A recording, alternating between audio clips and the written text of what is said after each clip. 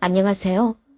남편을 일찍 보내고 정신없이 딸을 키우다 보니 시간이 어찌나 빠르게 지나갔던지 벌써 60대가 되었네요. 그 안에 얼마나 많은 사건, 사고가 있었는지 모릅니다. 그래도 이제는 안정적인 생활을 하며 하루하루를 보내고 있는 중에 나이가 들어서 그런가 아침 일찍 아침을 맞이하게 되더라고요. 그래서 썰맘 채널에서 이런저런 사람들의 사는 이야기를 들어보는 중에 제 이야기도 한번 보내고 싶은 마음에 이렇게 사연을 작성하게 되었어요.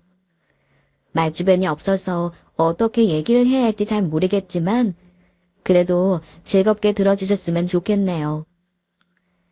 제가 남편과 결혼했을 당시 나이가 26살이었습니다. 사실 애 하나 더 낳고 싶었지만 삼신할머니가 저한테는 더 이상 아이를 허락해주지 않았어요. 요즘에는 하나만 낳아 잘 기르자는 분위기지만 제가 아이를 낳을 당시만 하더라도 딸보다는 아들을 낳는 시기였어요.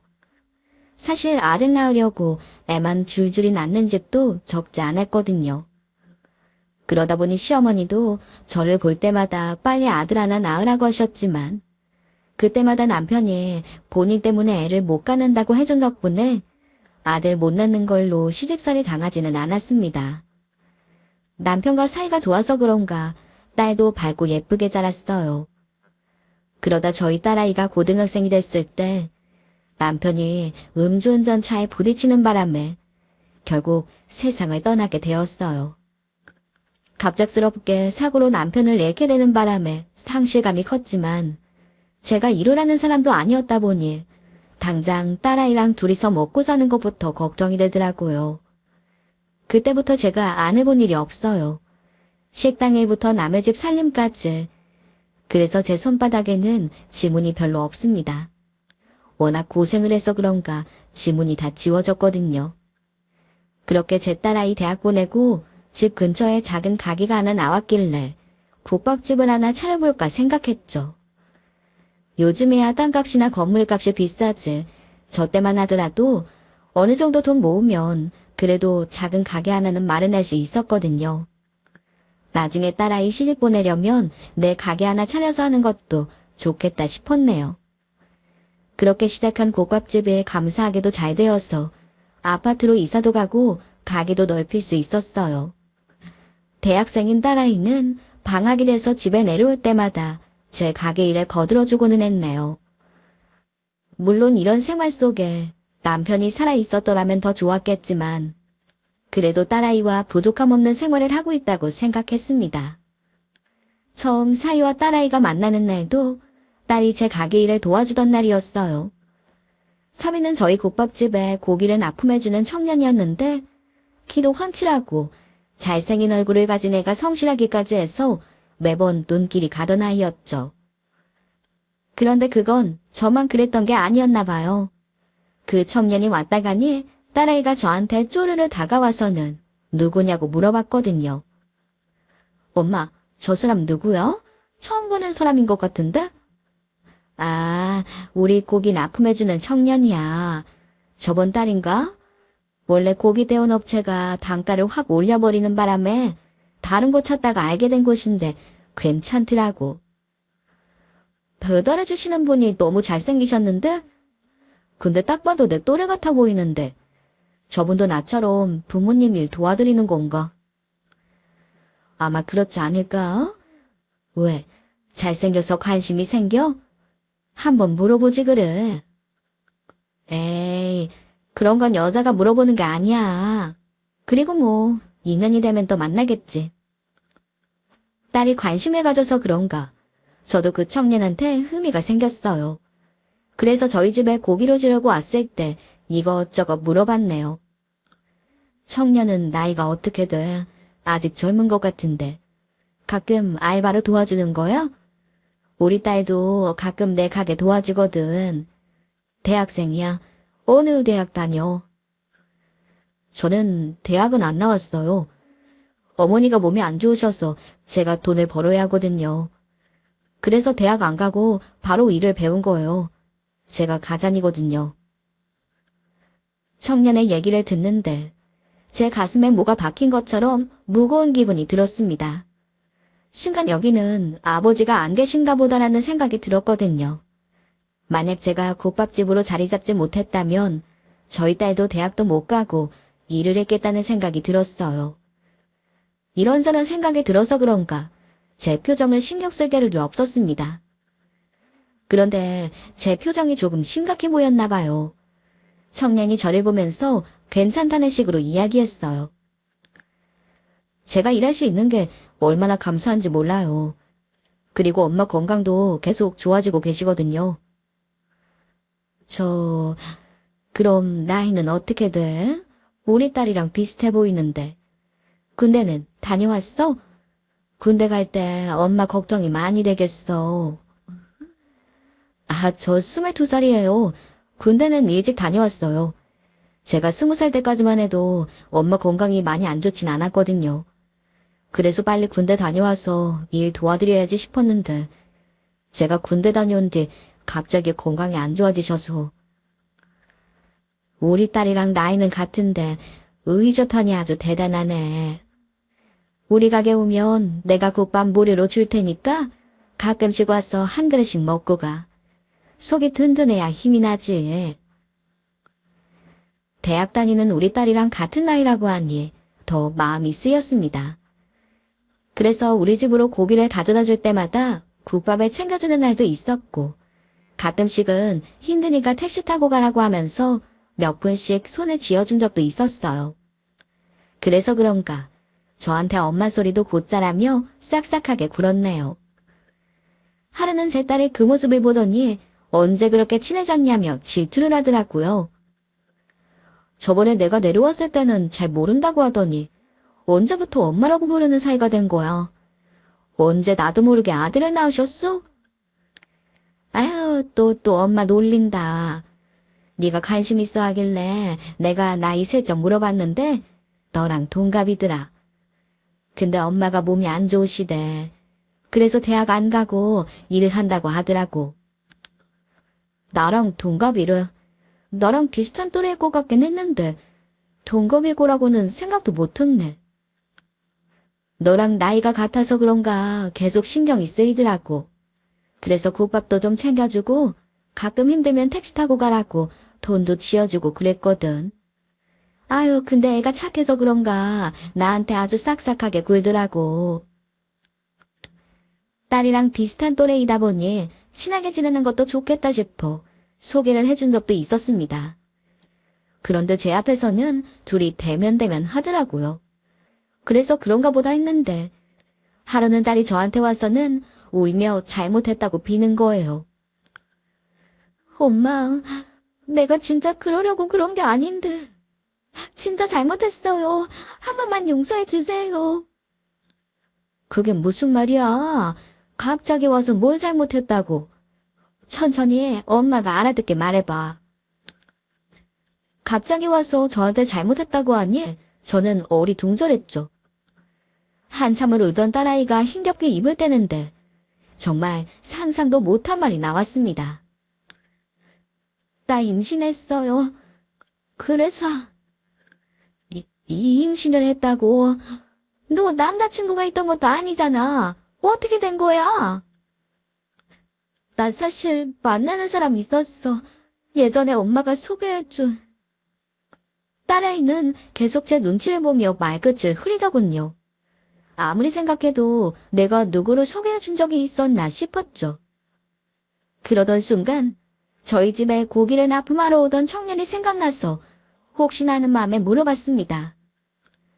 혹시 우리 집으로 고기 납품하러 왔던 그 청년 말하는 거야? 그 청년이랑 만났던 거야? 아무래도 동갑이다 보니 몇 번 만나서 밥도 먹고 얘기도 하는데 생각보다 잘 맞더라고. 그래서 사귀게 됐는데 이렇게 될 거라고는 상상도 못했어. 미안해. 딸한테 너무 충격적인 소리를 들어서 정신이 혼미한 상태로 있는데 갑자기 저희 집 초인종 울렸어요. 누군가 싶어 나가보니 그 청년이랑 옆에 여자분이 한 분 서 계시더군요. 얘기는 안 했지만 저는 한눈에 그 청년 엄마구나 싶었습니다. 그런데 아니나 다를까. 제 손을 붙잡으면서 연신 죄송하다는 말만 되뇌이더군요. 아유, 죄송합니다. 저희 아들이 그러는데 이 집딸이랑 사고를 쳤다고 하더라고요. 제가 아들 관리를 잘못해서 이런 일이 일어난 것 같습니다. 아유, 정말 죄송합니다. 이걸 어떻게 사죄드려야 할지. 잘못했습니다. 한 번만 용서해 주세요. 그런데 저 혜주랑 결혼하고 싶습니다. 제가 많이 부족하지만 그래도 혜주 행복하게 해주도록 노력하겠습니다. 아유, 얘가 지금 뭘 하는 거야? 여자의 인생 망칠 일 있어? 그리고 네가 뭐 번듯한 직장에 다니는 것도 아니잖아. 잔말 말고 빨리 죄송하다고 사죄드려. 청년은 제 앞에서 무릎을 꿇은 채로 결혼하고 싶다고 이야기하고 그 청년의 엄마는 옆에서 말도 안 되는 소리라며 청년을 타박했어요. 그런데 이게 사실 이 청년의 잘못만은 아니잖아요. 손도 마주쳐야 소리가 난다고. 저희 딸도 이 청년이 마음에 들었으니 또 이런 일이 일어났겠죠. 그래서 그 청년 보고 일어나라고 말했습니다. 지금 이게 누구 혼자만의 잘못이라고 보긴 어렵지. 어찌됐든 내가 처음 소개해줬고 이것도 인연이다 싶은 생각이 드니 결혼을 하는 것도 좋을 것 같은데. 사돈 생각은 어떠세요? 사돈이요? 아니, 그래도 이건 저희 아들이 잘못한 것 같은데. 아유, 저희 딸은 뭐 잘한 게 있나요? 이렇게 만나게 된 것도 인연이고 또 의도치 않게 애가 들어섰다는데 어쩌겠나요? 아유, 그렇게 말씀해 주시니 너무 감사드려요. 사실 어떻게 사죄를 드려야 하나 싶었거든요. 저도 뭐 제 딸 간수 못해서 일어난 일인데요. 그래도 둘이 책임지려고 하는 모습을 보니 대견하기도 하네요. 그렇게 저희 가게로 고기를 배달해주던 청년은 제 사위가 되었습니다. 그때 저희 딸아이는 막 대학교를 졸업하였고 사위는 꾸준히 일을 했다곤 했지만 거의 다 사돈 병원비로 들어갔으니 갖고 있는 돈이 거의 없을 게 뻔하더라고요. 그래서 결혼식 비용은 다 제 주머니에서 나갔어요. 주변 사람들은 저를 보면서 돈 너무 많이 쓰는 거 아니냐, 아깝지 않냐 라는 말을 하긴 했지만 저는 하나도 아깝지 않았네요. 어차피 돈 버는 거 어디다 쓰겠어요. 이렇게 필요한 데 쓰면 되는 거잖아요. 그렇게 아이들을 결혼시키니 걱정되는 게 또 하나 생겼습니다. 둘이서 돈벌이를 어떻게 하려나 싶었거든요. 사위도 이제 애아빠가 되고 어차피 이제는 한 가족이라는 생각에 딸아이와 사이를 저희 집으로 불렀어요. 둘 다 어리둥절한 표정으로 저를 쳐다보았죠. 내가 둘 다 고른 이유는 다름이 아니라 내 가게 분점을 내려고 하는데 그걸 우리 사위가 맡아줬으면 해서. 저한테 장모님 가게 분점을 맡기신다고요? 저는 사업을 한 번도 해본 적이 없는데. 뭐 나는 태어날 때부터 장사한 줄 알아. 다 배우면서 하는 거야. 그리고 어차피 자네 혼자 하는 가게도 아니고 우리 가게 본점이라 내가 하라는 대로만 하면 돼. 그럼 어느 정도 수익은 나올 테니 그걸로 처자식 먹여 살려야지. 장모님 감사합니다. 사실 제가 버는 게 한계가 있으니 밤에 배달 일이라도 해야 하나 싶었거든요. 그런데 아내 혼자 집에 두자니 걱정도 됐었는데 어차피 본점이 잘 돼서 분점 하나 내야지 싶었는데 뭐 남한테 줄 거 있어? 우리 사이한테 줘야지. 그러니까 잘해봐. 딸아이가 결혼한 지 얼마 안 됐을 때 제가 사위한테 가게 분점을 낼 수 있도록 도와줬어요. 어차피 제 가게를 하나 더 만드는 것이다 보니 분점에 들어가는 비용 또한 제가 다 냈습니다. 저희 딸아이가 아이 낳기 전에는 정말 우리 집 문턱이 다 다를 정도로 왔었거든요. 근데 아이를 낳고 난 뒤로는 저희 집으로 놀러 오는 일이 없었어요. 아무래도 아이 키우는 게 힘들기도 해서 그런가 싶어 제가 도와주려고 연락한 적도 있었죠. 혼자 애 보기 힘들지 않어? 엄마네 와. 엄마가 도와줄게. 엄마도 바쁜데 뭘. 그리고 요즘 우리 딸 컨디션이 안 좋아서 밖에 잘 못 나가. 나중에 애기 컨디션 좋아지면 그때 한번 놀러 갈게. 애기 낳기 전에는 오지 말라고 해도 그렇게 자주 오더니 소녀 낳고 나서는 얼굴 보는 게 어려워졌네. 애 키우는 거 힘들진 않아? 청소방은 잘 도와주고? 막 그렇지 뭐. 엄마, 나 애가 울어서 나중에 다시 전화할게. 애 우는 소리가 들리지도 않는데 손녀가 운다며 전화를 후다닥 끊어버리더라고요. 달라진 딸의 행동들이 눈에 띄니 우리 딸이 애 보느라 너무 힘든 건 아닌가 싶은 생각이 들었어요. 그래서 아는 사람 통해서 좋은 보약 하나 지어서 사위네 가게로 갔습니다. 딸이 저희 집으로 올 수도 있지만 제가 딸한테 갈 수도 있는 거니까요. 그렇게 짐을 바리바리 싸가지고 사위네 가게 갔는데 마침 딸이 가게에 있더라고요. 그런데 마스크를 쓰고 있길래 어디가 아프냐고 물어봤어요. 한여름에 덥지도 않어? 왜 마스크를 쓰고 있어? 그리고 웬 긴팔이야? 몸이 어디 안 좋아? 살짝 감기 기운이 있어서 그래. 아무래도 에어컨을 자주 쐬서 그런가 이 팔이 시리더라고. 산후조리를 제대로 안 해서 그런가? 이거 엄마가 너 먹으라고 보약한 채 지어왔어. 그리고 잘 챙겨 먹어야 돼. 엄마가 돈 좀 챙겨줄 테니까 이따 청소방이랑 몸에 좋은 거 하나 챙겨 먹어. 그렇게 딸한테 보약과 돈을 챙겨주는데 사위가 옆에서 살갑게 웃으며 인사를 하더라고요. 장모님 오셨어요. 아우, 미리 말씀 좀 해주시지. 그랬으면 뭐라도 준비했을 텐데요. 아유, 준비할 게 뭐가 있어. 그냥 뭐 좀 줄 게 있어서 잠깐 들른 거야. 가게는 어때? 잘 돼? 아, 누가 하는 건데요. 당연히 잘 되죠. 다음에 식사 한번 대접할 테니 오시기 전에 연락 한번 주세요. 우리 장모님 좋아하시는 걸로 싹 준비해 놓을게요.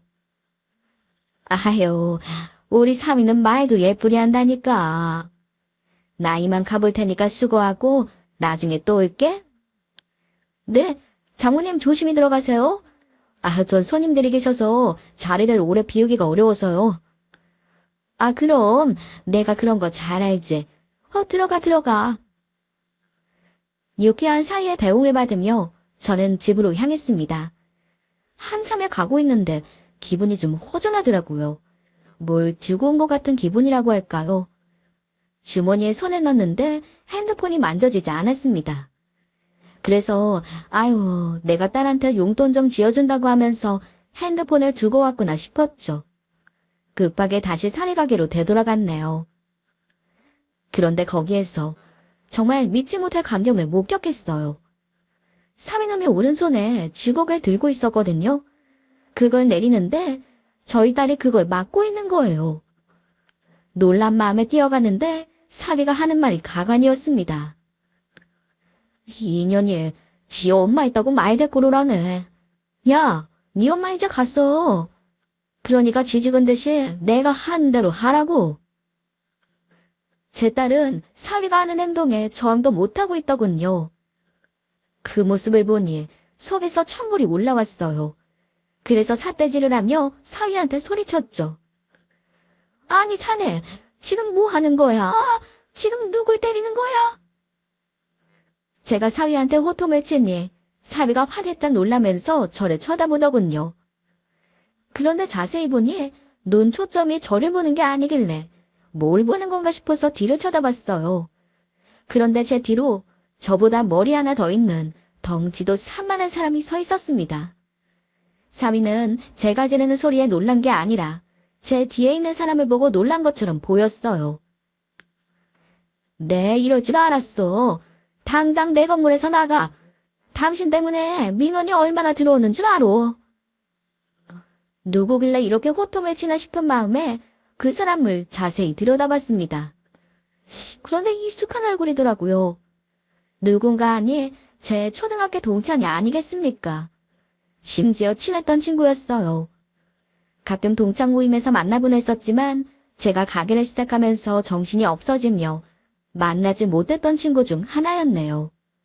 그러니 제가 그 친구를 못 알아볼 리 없었습니다. 아니, 너 대엽이 아니니?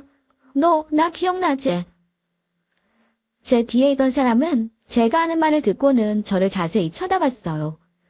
그러니 그 친구도 저를 알아본 건지 저한테 반갑게 인사하더라고요. 그래서 제가 뭐 때문에 왔냐고 물어봤죠. 근데 너는 여기 무슨 일이야? 여기 내가 관리하는 내 건물이야. 아, 근데 몇 달 전부터 자꾸 큰 소리가 난다고 하더라고. 그 때문에 민원이 얼마나 들어왔는지 몰라. 종종 내가 확인할 때는 그런 일이 없었거든. 그래서 내가 우리 집 건물 앞에 CCTV를 설치해놨거든. 그러니까 이렇게 딱 걸리네. 몇 달 전부터? 아이, 그래. 내가 CCTV 설치를 저번 달에 했거든. 근데 이 영상 봐봐.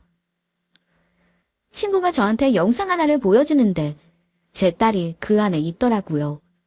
방금 제가 본 장면이 영상에서도 나오는데 심장이 덜컥 내려앉는 기분이 들었습니다.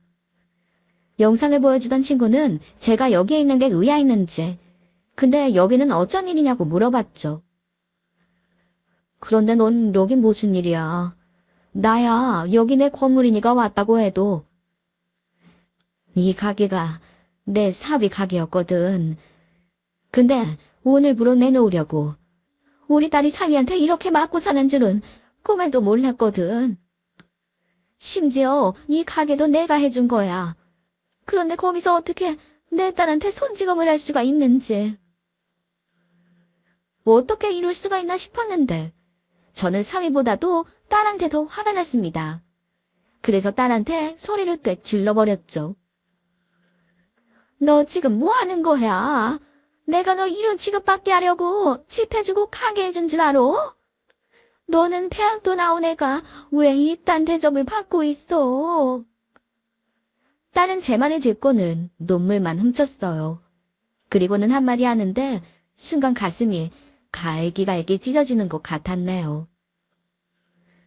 내가 임신하는 바람에 한 결혼이라 엄마한테 잘 사는 거 보여주고 싶었어. 이렇게 걱정 끼쳐드리고 싶지 않았단 말이야.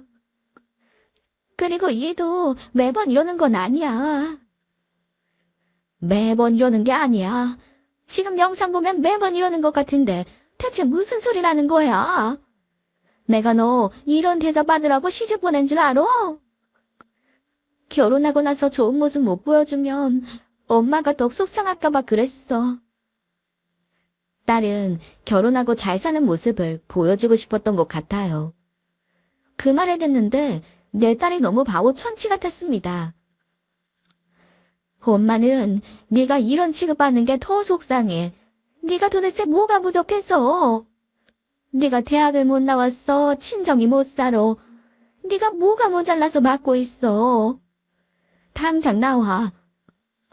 그렇게 딸의 팔목을 잡고 나오는데 집으로 향하는 택시 안에서 딸이 울면서 죄송하다고 끄끄대더군요. 저는 당연히 이런 모습을 저한테 보여줘서 그런 줄 알았죠. 다른 게 있을 거라고는 생각도 못했습니다. 엄마, 정서방이 하는 그 가게 내가 넘긴다고 각서를 써버렸어. 정말 죄송해요. 각서? 아니, 그런 걸 왜 썼어? 정서방이 엄마한테는 잘했잖아. 그런데 나보고는 이거 도장 안 찍으면 엄마 못 보고 살 줄 알라고 하더라고. 그럼 엄마는 진짜 혼자라는 생각에. 너는 헛똑똑이야? 대학은 어떻게 갔어? 나한테 잘하는 게 중요하겠니? 너한테 잘하는 게 중요하지. 그리고 너만 잘 살면 엄마는 혼자 살아도 돼. 그게 뭐라고. 우선 변호사 사무실이나 가보자. 딸의 얘기를 들어보니 본인이 잘못해서 아이를 가지는 바람에 제가 집도 해주고 사위 가게도 해줬다고 생각하는 것 같더라고요. 그리고 사위놈이랑 시어머니란 사람도 저희 딸아이한테 네가 못하면 친정엄마만 고생시키는 거다. 네가 우리 말 안 들어서 집안 시끄러워지면 너희 엄마가 얼마나 상심하시겠냐라며 애를 괴롭혔다는 겁니다. 그런 소리들을 듣고 있는데 이 어린 게 그래도 엄마 생각해서 힘든 걸 참았구나 싶었어요. 하지만 우선 사위한테는 어떠한 것 하나도 해줄 수 없다는 생각에 변호사 사무실로 가서 각서에 대해서 상담했네요.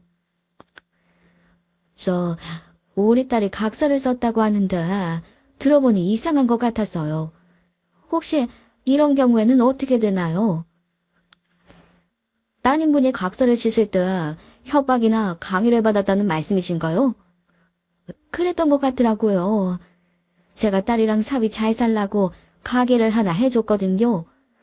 당연히 제 딸 이름으로 해줬는데 사위가 그걸 자기한테 넘긴다는 식에 대한 각서를 받아냈다고 하네요. 이렇게 억지로 쓰거나 강요에 의해서 작성된 각서 같은 경우는 효력이 없다고 보시면 돼요. 하지만 입증하기 위해서는 증거가 필요한데 혹시 억지로 쓰게 했다는 걸 보여줄 수 있는 메시지나 녹음된 파일 같은 게 있을까요? 딸은 변호사의 말을 듣더니 유심히 생각하더라고요. 그러면서 혹시 이런 건 되냐며 핸드폰을 내밀었습니다. 그걸 본 변호사가 충분히 가능하다고 하며 자기한테도 보내달라고 했어요. 그리고 생각해보니 저도 동창 친구가 갖고 있는 동영상이 떠오르더라고요. 그래서 저는 딸을 먼저 집으로 보낸 후 친구한테 연락을 했어요. 그리고는 친구한테 CCTV를 볼 수 있냐고 물어봤죠. 네가 저번에 너희 집 앞 건물에 CCTV 설치했다고 했지? 그거 나 좀 보여줄 수 있을까? 갑자기 그건 왜? 내 핸드폰에 영상이 있어. 그때 너무 어이가 없어서 그놈이 발뺌하면 보여주려고 가져갔었거든. 보냈어, 봐봐. 내 눈앞에서 확인한 일이 친구가 보여준 영상에서도 반복되니 심장이 덜컥 내려앉는 기분이 들었습니다. 아무리 생각해도 말로만 넘길 수는 없겠다는 생각이 들었어요. 나도 똑같이 해줘야 분이 좀 풀릴까 싶은 마음에 다시 사위 가게로 갔습니다. 그런데 사위도 본인 엄마한테 얘기를 했는지 사돈이 가게에 떡하니 계시더라고요. 저를 보면 당연히 사과하느라 정신이 없을 줄 알았죠. 그렇게 적반하장으로 나올 줄은 꿈에도 몰랐습니다. 아니, 정신없이 바쁜데 애를 데려가면 어떡해요? 네, 사위가 내 딸한테 주걱을 내고 있는데 그걸 보고 그냥 두고 가는 어미가 어딨어요. 우리 아들이 괜히 그랬겠어요. 솔직히 사돈의 딸이 몸 잘못 굴리는 바람에 우리 아들 인생 망쳤잖아요. 그러니 우리 아들도 화가 나서 그랬겠죠. 사돈 입에서 사과는커녕 되려 큰 소리로 이야기하는데 기가 막혔습니다. 사돈은 더 말할 게 있었는지 한마디 더 하더라고요. 우리 아들이 원래 이런 데서 상사할 애가 아니에요. 결혼 잘못하는 바람에 신세 망쳐서 그런 거지. 그럼 이 가게 내 가게 분점이니 나가서 새로 사업을 하든 알아서 하시고 제 딸이랑 당장 이혼시킬 준비나 하세요. 아니, 이 가게가 우리 아들 가게인데 저희가 왜 나가요? 나갈 사람은 사돈이죠. 여기 가게는 제 아들이 다 이룬 거 아닙니까? 이루긴 뭘 이뤄요. 그리고 이 가게 명이 제 딸아이 앞으로 되어 있으니 참말 말고 나가세요. 사돈은 제가 하는 말을 들으며 한마디 했습니다. 못 알아들으셨어요? 이 가게 저희 아들한테 넘긴다고 각서 썼어요. 애를 못 살게 굴어서 받아낸 그 각서요. 제가 벌써 변호사 만나고 왔습니다. 소용없다고 합디다. 그러니 당장 내 딸 가게에서 나가세요. 제 입에서 변호사 얘기가 나오니 사돈이랑 사위가 당황스러운 얼굴로 저를 쳐다봤어요. 그리고는 사위가 무슨 이혼이냐고 하더라고요. 어머님, 저희 애도 있는데 이혼을 어떻게 해요? 한부모 밑에서 자라는 애 어떻게 되는지 아시잖아요. 그럼 또 너 같은 애한테 내 딸을 포내란 말이야. 당장 폭행으로 너 고소하고 싶은 거 참고 있으니 소영이 우리 딸이랑 이혼 준비나 해. 애 양육권도 넘기고. 사위한테 통보하듯이 말하는데 옆에서 사돈도 손익계산을 두드려 보니 안 되겠다 싶었나 봐요. 저한테 갑자기 왜 그러냐며 상냥하게 말을 걸어왔습니다. 아유, 사돈. 지금 너무 흥분하신 것 같아요. 딸아이 유녀 만들어서 좋을 게 뭐가 있다고요. 저도 우리 아들한테 적당히 하라고 할 테니 사돈도 한번 용서해 주세요. 사위가 왜 이렇게 말귀를 못 알아듣나 했더니 멍청한 사돈 닮아서 그런 것 같네요. 더 이상 말할 것도 없고 저는 변호사 써서 여태까지 우리 딸아이한테 한 죄 싹 다 청구할 테니 그렇게 알고 계세요. 제가 사돈한테 말하는 소리를 듣던 사위가 갑자기 자기가 왜 이혼을 해야 하냐며 역정을 내며 이혼 못한다고 소리를 치길래 어디 한번 네가 할 수 있는 거 다 해보라고 했습니다. 제까지 깨봤자 뭘 할 수 있겠어요. 제가 여태까지 갖고 있는 돈을 다 쓰더라도 우리 딸을 이 지옥에서 건져야겠다는 생각만 했죠. 그렇게 비싼 변호사를 써서 딸 아이 이혼을 시키는데 한 번은 사위와 사돈이 찾아와서는 본인들이 잘못했다고 싹싹 빌었습니다. 왜냐하면 저희 딸한테 줘야 할 위자료가 적지 않았거든요. 제가 뜯을 수 있는 돈을 다 뜯어냈어요. 이혼 소송 위자료부터 고소까지 진행했거든요. 그러니 저한테 찾아와서 한 번만 봐달라고 하는데 말을 들어보니 웃기더라고요. 제가 물론 잘못한 것도 있지만 장모님도 너무하신 거 아니에요. 제가 여태까지 잘해드렸잖아요. 그럼 한 번은 봐주실 수 있는 거 아닙니까? 어떻게 돈을 그렇게 많이 달라고 하실 수가 있어요? 저랑 엄마는 어떻게 살라고요? 당장 사돈이 사는 집까지 팔아서 저희 딸아이 위자료를 해줘야 하니 억울했나 봐요. 처음에는 잘못했다는 식으로 말하더니 나중에는 그렇게까지 해야겠냐고 큰 소리 치더라고요. 하지만 이 정도로 제 화가 풀릴 리가 없었죠. 그래서 저희 집에 찾아온 사위와 사돈을 내쫓아버렸어요. 그리고 나서 몇 번을 저희 집에 찾아와서 정말 잘못했다, 속죄하면서 살겠다고 무릎까지 꿇었지만 지나가는 개도 안 믿을 말이었죠. 그렇게 저는 딸아이를 이혼시켰습니다. 저희 집에서 딸아이와 손녀 셋이서 사는데 예전 20대 초반처럼 밝아진 딸아이를 보며 제 마음속에 생긴 응어리들이 조금씩 사라지고 있어요. 그럼 제 이야기는 여기서 마무리 짓도록 하겠습니다. 들어주신 분들께 감사하다는 말 전하고 싶네요. 감사합니다. 오늘의 사연도 함께 해주신 썰맘 구독자 여러분 감사합니다. 오늘도 좋은 하루 되세요.